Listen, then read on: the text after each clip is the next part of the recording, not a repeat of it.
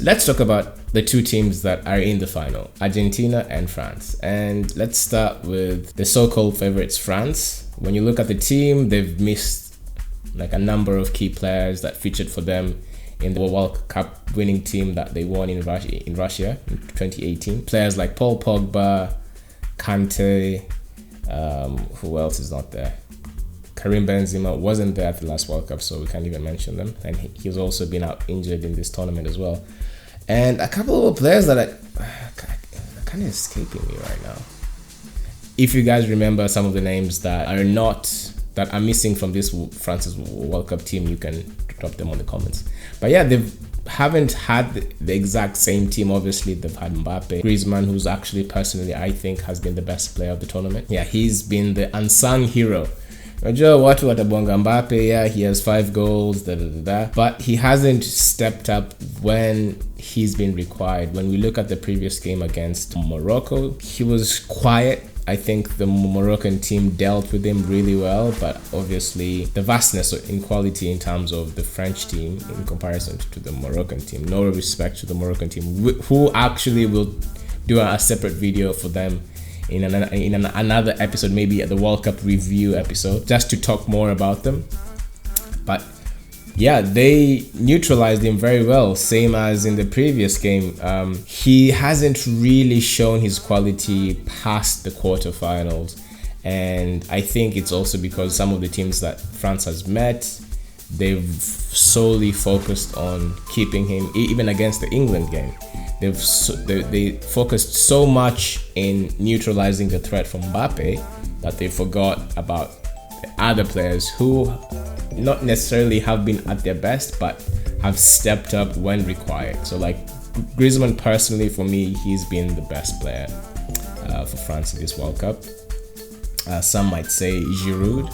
He scored the decisive goals when he's been required, and that guy is actually an unsung hero, by the way. If there's someone who's done the business for France, Olivier Giroud has actually quite had the stellar career, because when you look at it, and I don't want to get into the specifics of this guy, but he's been an amazing player, not because of his moments of magic and quality, but for just the career path he's had. Like when you look at it, when you look at what he's been able to achieve being in the fringes of most teams, Olivier Giroud, my nigga.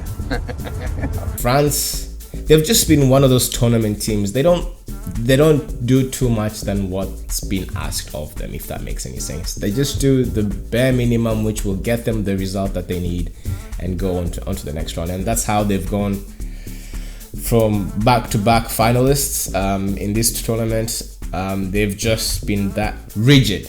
They've just grinded out result after result, and they've made it onto the final.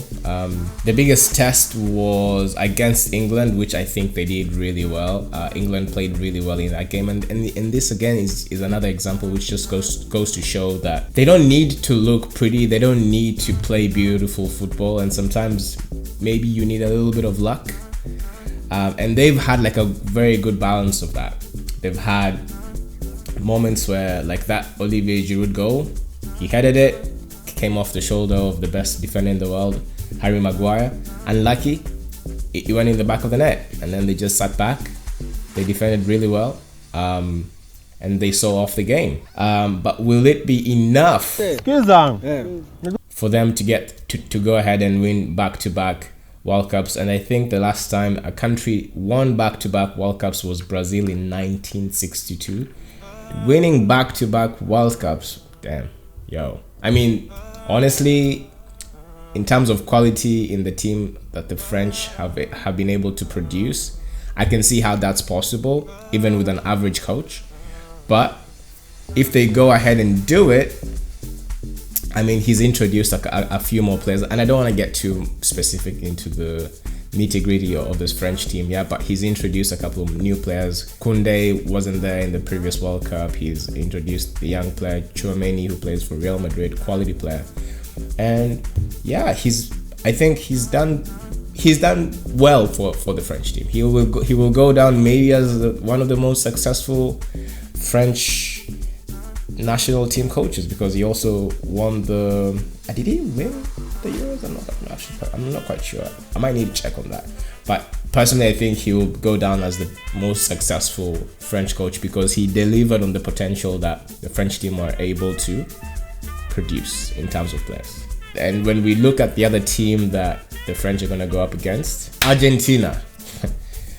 Argentina, we can talk about Argentina in so many ways. Coming into this tournament, they went on a 36 unbeaten game unbeaten. Kizungu ni ngumu bana.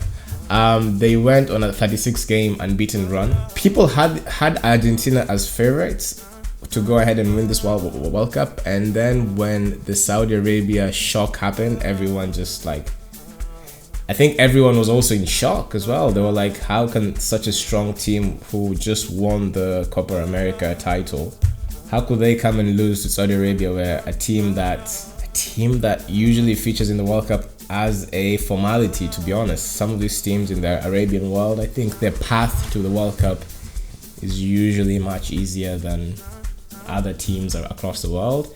And I think their ranking is really low. I'm not quite sure. I have to have a look at that. And yeah, people were in utter disbelief when they went 2-1 down. And I think that game sort of brought Argentina back to reality, whereas they, one more time, if you guys don't seize the opportunity when it presented you, because coming into that game, everyone knew Saudi Arabia, bend over, take it. Argentina is just going to fist you up. But at the end of the day, it's 11 guys on the field for one team and the other team. There's one ball. And if you guys go ahead and stick the ball in the net twice and once on the other side, that team wins. And it doesn't matter how you do it. And that's what happened. Saudi Arabia, they played well. They were brave. They didn't give Argentina or Messi or anyone any respect. They went on and done the job.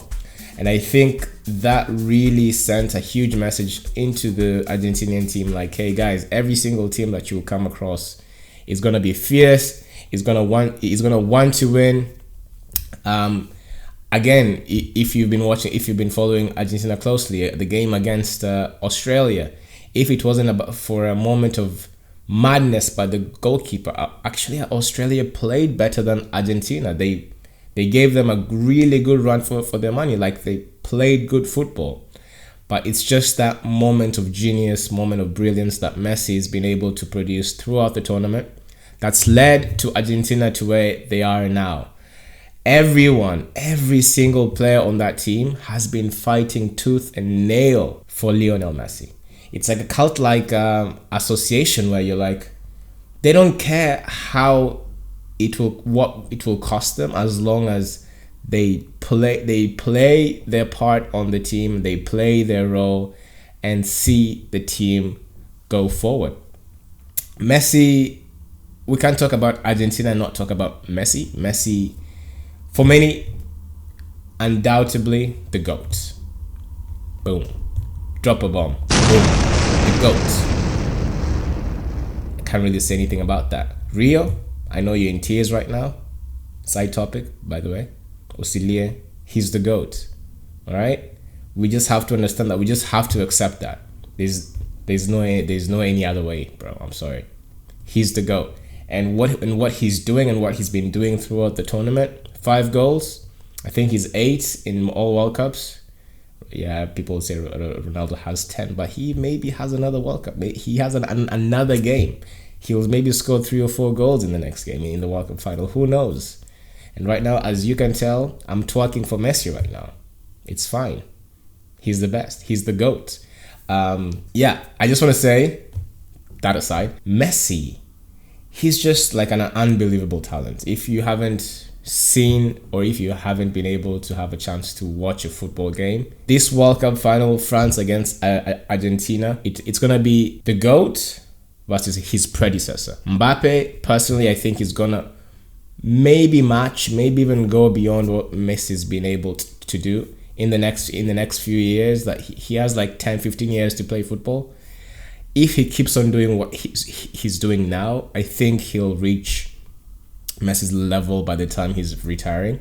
But as we speak now, this is an opportunity for everyone around the world to just come and see poetry in motion. That's the best way I can put it. This guy has been outstanding for his team. He's been doing this for